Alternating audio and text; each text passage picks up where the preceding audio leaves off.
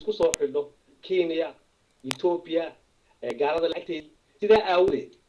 waa laga hortagay waxa looga hortagaya dunida laba quudood ku haysta waxay ummadam ah oo mustacmar waxa ay diidantahay marka mustacmarka dhaqaale mustacmarka dhaqan iyo mustacmarka yani shakhsiga ah intaba way diidantahay mustacmarka yani tooska ah ummadaasi markaas waxay ka dagaalantaa wadamo badan waxay ka dagaalantaa Nigeria waxay ka dagaalantaa Suudaan waxay ka dagaalantaa Yemen waxay ka dagaalantaa Chechnya waxay ka dagaalantaa dhulka oo dhan waxa ay diidan yihiin mustacmarka ummadaasi markaa in laga midoobo waa waajib weeye sida ay Mareykanku ula midoobaan Europeanka sida uu Ingiriisku ula midoobo Faransiiska sida ay ummadahani markaa ugu midoobaan in mustacmarsadaan ummadaha kale oo ay dhaqaalahooda burburiyaan ummadooda baabiyaan xoolahooda intay ka saaraan markaa iyaga oo qaaqaawan ay isugu soo dhiibaan oo markaas magangeliyo doona ay diyaaradaha u soo raacaan ay badaha u soo maraan ay badaha ku halaagmaan oo ay dhinac walba ka soo baxaan waa mustacmar weey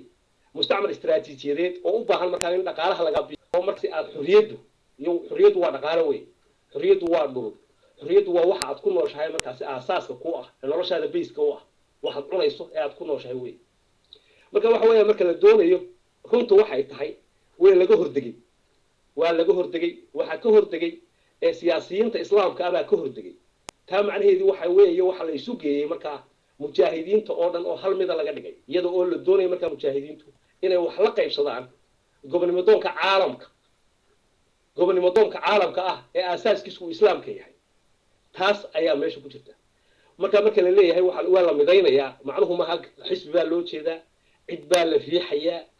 ama cid baa wax dan laga leeyahay maaha macnuhu waxa weeye waa loo socdaa waxa soo wadataan annaguna taasaan wadana idinku waxa wada xabashitaan idinku waxa wadataan in Mareykan la shirtaan idinku waxa wadataan in Kenya iyo Soomaaliya la shirtaan idinku waxa wadataan shaytaan dhan idinku waxa isku dayeysaan oo aad sababo u tagteen oo Kenya u tagtaan oo meel kasta u fadhiisataan in ummadda guutaan annaguna waanu idin la soconaa inta aad qalaysay ayaan anna qaybinayo weey tii adigu qaysay ayaan anna qaybinayo anigu xurriyadeedu waxa weeye markaa in aan la midoobo caalamka gobonnimadoonka iska riixaya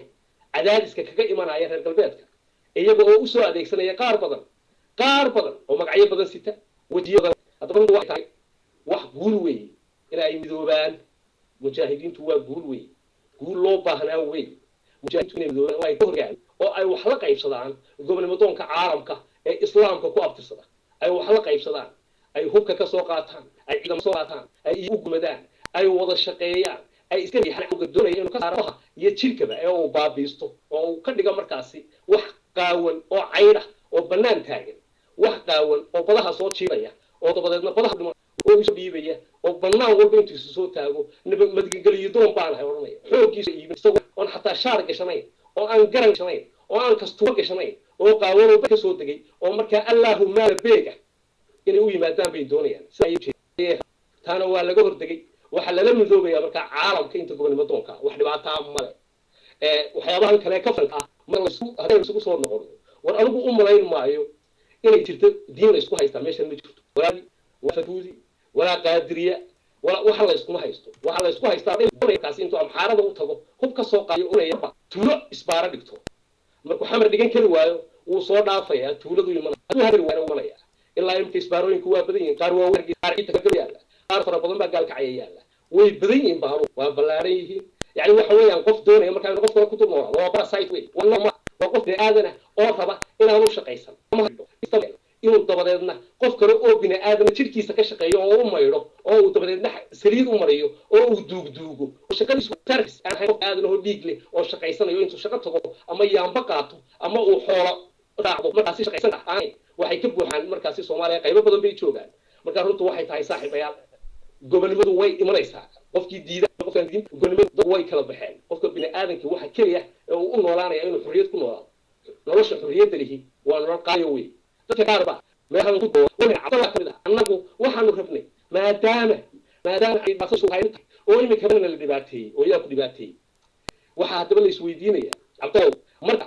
ku babaka uu kugu yimaado guraceel oo albaabka kugu soo goray oo ku yiraahdo gurigaan baaraya oo meesha hubay iga soo dhacay rasaas bay iga soo dhacay ee adiga soo baxa oo adiguna soo horeeyo isqaawi gabadhuna ha iska daba taagto anigu malayn maayo qof Soomaali inuu heer ka gaaray هذا تاني قرب لكن أنا ما قبل هاي الكرعان